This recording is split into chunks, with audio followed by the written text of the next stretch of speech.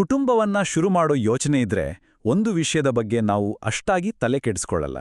ಏನದು ಅಂದ್ರೆ ಪುರುಷರ ಆರೋಗ್ಯದಲ್ಲಿ ತಂಪಾಗಿರೋದು ಎಷ್ಟು ಮುಖ್ಯ ಅಂತ. ಹೌದು, ಕೂಲಾಗಿರೋದು.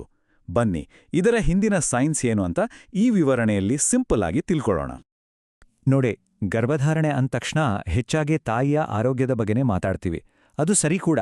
ಆದರೆ ಈ ಒಂದು ಮಾತು ಒಂದು ಬೇಸಿಕ್ ಸತ್ಯವನ್ನ ನಮಗೆ ನೆನ್ಪು ಮಾಡುತ್ತೆ. ಫಲವತ್ತತೆ ಅನ್ನೋದು ಒಬ್ರದಲ್ಲ, ಇದೊಂದು ಜೊತೆವಾದ ಪಯಣ. ಒಂದು ಆರೋಗ್ಯಕರ ಮಗು ಅಂದ್ರೆ ಅದು ಆರೋಗ್ಯಕರ ಅಂಡಾಣು ಮತ್ತು ಆರೋಗ್ಯಕರ ವೀರ್ಯಾಣು ಎರಡರಿಂದಲೂ ಸಾಧ್ಯ. ಇದು ಮೊದಲ ದಿನದಿಂದಲೇ ಒಂದು ಪರ್ಫೆಕ್ಟ್ ಟೀಮ್ ವರ್ಕ್ ಅಲ್ವಾ? ಸರಿ, ಹಾಗಾದ್ರೆ ತಂಪಾಗಿರೋದು ಯಾಕೆ ಅಷ್ಟು ಮುಖ್ಯ? ಬನ್ನಿ, ವೀರ್ಯಾಣು ಉತ್ಪಾದನೆಯ ಹಿಂದಿರೋ ವಿಜ್ಞಾನವನ್ನ ನೋಡೋಣ. ಒಂದು ಸಿಂಪಲ್ ಪ್ರಶ್ನೆ: ವೃಷಣಗಳು ದೇಹದ ಹೊರಗಡೆ ಯಾಕಿರುತ್ತೆ ಅಂತ ಎಂದಾದ್ರೂ ಯೋಚನೆ ಮಾಡಿದಿರಾ? ಇದು ಸುಮ್ಮನೆ ಆಗಿರೋ ಡಿಸೈನ್ ಅಲ್ಲ. ಇದು ನಮ್ಮ ದೇಹದಲ್ಲೇ ಇರೋ ಒಂದು ನ್ಯಾಚುರಲ್, ತುಂಬಾನೇ ಸ್ಮಾರ್ಟ್ ಆಗಿರೋ ಕೂಲಿಂಗ್ ಸಿಸ್ಟಮ್. ಆ ಪ್ರಶ್ನೆಗೆ ಉತ್ತರ ಇಲ್ಲಿದೆ ನೋಡಿ. 2ರಿಂದ 4 ಡಿಗ್ರಿ ಸೆಲ್ಸಿಯಸ್. ಹೌದು, ಒಳ್ಳೆ ಗುಣಮಟ್ಟದ ವೀರ್ಯಾಣುಗಳು ಉತ್ಪಾದನೆ ಆಗಬೇಕು ಅಂದ್ರೆ ವೃಷಣಗಳ ತಾಪಮಾನ ನಮ್ಮ ದೇಹದ ನಾರ್ಮಲ್ ತಾಪಮಾನಕ್ಕಿಂತ ಸುಮಾರು 2ರಿಂದ 4 ಡಿಗ್ರಿ ಕಡಿಮೆ ಇರಲೇಬೇಕು. ಇದು ಬರೀ ಒಂದು ನಂಬರ್ ಅಲ್ಲ, ಇದೊಂದು ಬಯೋಲಾಜಿಕಲ್ ನಿಯಮ. ಹಾಗಾದ್ರೆ ಒಂದು ವೇಳೆ ಈ ಟೆಂಪರೇಚರ್ ಬ್ಯಾಲೆನ್ಸ್ ತಪ್ಪಿದ್ರೆ ಏನಾಗತ್ತೆ? ಪರಿಣಾಮಗಳ ತುಂಬಾನೇ ಸೀರಿಯಸ್. ಮೊದಲನೇದು, ವೀರ್ಯಾಣುಗಳ ಸಂಖ್ಯೆನೇ ಕಡಿಮೆ ಆಗತ್ತೆ. ಎರಡನೇದು, ಅವುಗಳ ಚಲನೆ ಅಂದ್ರೆ ಈಜುವ ಶಕ್ತಿ ತುಂಬಾನೇ ಸ್ಲೋ ಆಗುತ್ತೆ. ಇನ್ನು ಮೂರನೇದು, ಇದು ತುಂಬಾನೇ ಮುಖ್ಯ, DNA ವಿಘಟನೆ ಆಗ್ಬೋದು. ಅಂದ್ರೆ ವೀರ್ಯಾಣು ಒಳಗಿನ ಜೆನೆಟಿಕ್ ಕೋಡ್ಗೆ ಡ್ಯಾಮೇಜ್ ಆಗುವ ಸಾಧ್ಯತೆ ಇರುತ್ತೆ. ಓಕೆ, ಕಾರಣ ಏನು ಅಂತ ಗೊತ್ತಾಯಿತು. ಈಗ ಏನು ಅನ್ನೋದರ ಕಡೆ ಗಮನ ಕೊಡೋಣ. ನಮ್ಮ ದೈನಂದಿನ ಜೀವನದಲ್ಲಿ ನಮ್ಗೆ ಗೊತ್ತಿಲ್ಲದ ಹಾಗೆ ವೀರ್ಯಾಣು ಆರೋಗ್ಯಕ್ಕೆ ಹಾನಿ ಮಾಡುವ 3 ಉಷ್ಣ ಅಭ್ಯಾಸಗಳು ಯಾವುವು ಅಂತ ನೋಡೋಣ. ಮೊದಲನೇ ಅಭ್ಯಾಸ, ಲ್ಯಾಪ್ಟಾಪ್ ಅನ್ನು ತೊಡೆಯ ಮೇಲಿಟ್ಟುಕೊಳ್ಳುವುದು. ಇದು ನಮ್ಮಲ್ಲಿ ತುಂಬಾ ಜನ ಮಾಡೋ ತಪ್ಪಲ್ವಾ? ಈಗಂತೂ ಇದು ತುಂಬಾನೇ ಕಾಮನ್. ಸಮಸ್ಯೆ ಏನು ಗೊತ್ತಾ?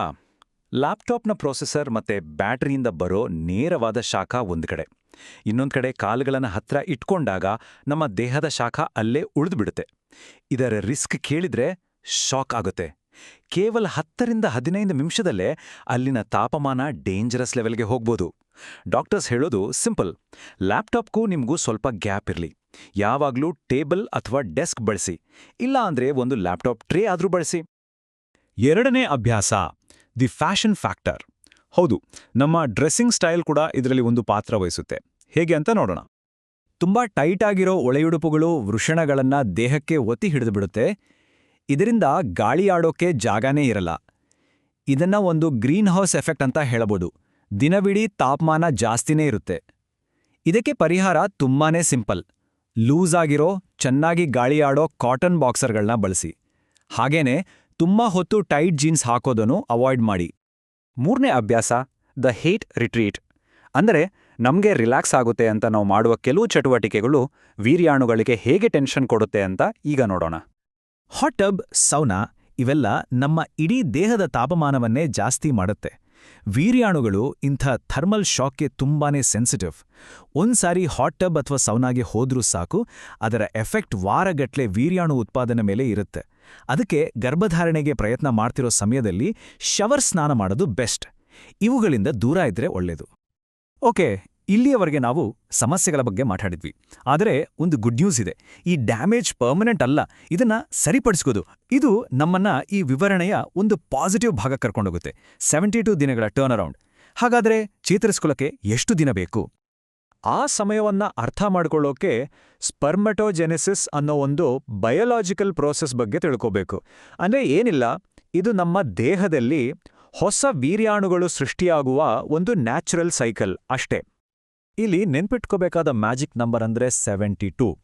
ಹೌದು, 72 ದಿನಗಳು. ನಮ್ಮ ದೇಹ ಒಂದು ಕಂಪ್ಲೀಟ್ ಹೊಸ ಸೆಟ್ ವೀರ್ಯಾಣುಗಳನ್ನ ಉತ್ಪಾದನೆ ಮಾಡಕ್ಕೆ ತಗೊಳ್ಳೋ ಸಮಯ ಇದು. ಇದನ್ನು ರೀತಿ ಫ್ಯಾಕ್ಟ್ರಿ ರೀಸೆಟ್ ಅಂತ ಅನ್ಕೋಬಹುದು. ಇದಕ್ಕೆ ಸುಮಾರು 2.5 ತಿಂಗಳು ಬೇಕಾಗುತ್ತೆ. ಈ ಟೈಮ್ಲೈನ್ ನೋಡಿ, ಇದು ತುಂಬಾನೇ ಪವರ್ಫುಲ್.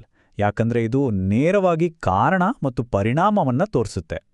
ಇವತ್ತು ನಾವು ಮಾಡೋ ಸಣ್ಣ ಸಣ್ಣ ಪಾಸಿಟಿವ್ ಬದಲಾವಣೆಗಳು ಸುಮಾರು 3 ತಿಂಗಳ ನಂತರ ರೆಡಿಯಾಗೋ ಆರೋಗ್ಯಕರ ವೀರ್ಯಾಣುಗಳ ಮೇಲೆ ನೇರ ಪರಿಣಾಮ ಬೀರುತ್ತೆ. ಇದು ಇಂಪ್ರೂವ್ಮೆಂಟ್ಗೆ ಒಂದು ಕ್ಲಿಯರ್ ರೋಡ್ ಮ್ಯಾಪ್ ಇದ್ದ ಹಾಗೆ. ಸರಿ, ಈಗ ಎಲ್ಲವನ್ನೂ ಒಟ್ಟಿಗೆ ಸೇರಿಸಿ ಒಂದು ಸಿಂಪಲ್ ಆಕ್ಷನ್ ಪ್ಲಾನ್ಗೆ ಬರೋಣ. ತಂದೆ ಆಗಿರೋರಿಗೆ ಇಲ್ಲಿದೆ ಒಂದು ಸುಲಭವಾದ ಚೆಕ್ಲಿಸ್ಟ್. ಇದನ್ನ 4 ಪಾಯಿಂಟ್ ಕೂಲಿಂಗ್ ಪ್ಲಾನ್ ಅಂತ ಕರಿಬೋದು. ನಂಬರ್ 1 ಡೆಸ್ಕ್ ಡ್ಯೂಟಿ, ಅಂದ್ರೆ ಲ್ಯಾಪ್ಟಾಪ್ ತೊಡೆ ಮೇಲಿಂದ ಡೆಸ್ಕಿಗೆ ಹೋಗ್ಬೇಕು. ನಂಬರ್ 2 ವಾರ್ಡ್ರೋಬ್ ಚೇಂಜ್, ಲೂಸ್ ಆಗಿರೋ ಕಾಟನ್ ಅಂಡರ್ವೇರ್ಗೆ ಬದಲಾಗಿ. Number 3 stay cool, hot tub, sauna ಇವೆಲ್ಲವನ್ನ ಅವಾಯ್ಡ್ ಮಾಡಿ. ನಂಬರ್ 4 ಸಿಟ್ ಲೆಸ್, ಪ್ರತಿ ಗಂಟೆಗೊಮ್ಮೆ ಎದ್ದು ಸ್ವಲ್ಪ ಓಡಾಡಿ. ಅಷ್ಟೇ. ನಾವು ಎಲ್ಲಿಂದ ಶುರು ಮಾಡಿದ್ವೋ ಅಲ್ಲಿಗೆ ವಾಪಸ್ ಬರೋಣ. ಗರ್ಭಧಾರಣೆ ಅನ್ನೋದು ಒಂದು ಟೀಮ್ ಎಫರ್ಟ್. ವೀರ್ಯಾಣುಗಳನ್ನ ಹೀಟಿನಿಂದ ರಕ್ಷಿಸೋದು ಕೇವಲ ಒಂದು ಸಣ್ಣ ಬದಲಾವಣೆ ಅಲ್ಲ. ಇದು ತಂದೆ ಆಗ್ಲಿರೋರು ಆರೋಗ್ಯಕರ ಗರ್ಭಧಾರಣೆಯ ಜರ್ನಿಯಲ್ಲಿ ಇಡ್ಬೋದಾದ ಅತ್ಯಂತ ಪ್ರಮುಖ ಮತ್ತು ಪವರ್ಫುಲ್ ಹೆಜ್ಜೆಗಳಲ್ಲಿ ಒಂದು. ಹಾಗಾಗಿ ಈ ಒಂದು ಪ್ರಶ್ನೆಯೊಂದಿಗೆ ಈ ವಿವರಣೆಯನ್ನ ಮುಗಿಸೋಣ. ಈ ಪಯಣವನ್ನ ಶುರು ಮಾಡ್ತಿರೋರು ಇವತ್ತಿನಿಂದಲೇ ಭವಿಷ್ಯದ ಕುಟುಂಬಕ್ಕಾಗಿ ದೊಡ್ಡ ಮಟ್ಟದ ಬದಲಾವಣೆ ತರಬಲ್ಲ ಆ ಒಂದು ಸಣ್ಣ ಹೆಜ್ಜೆ ಯಾವುದು ಅಂತ ಯೋಚಿಸ್ಬೋದು.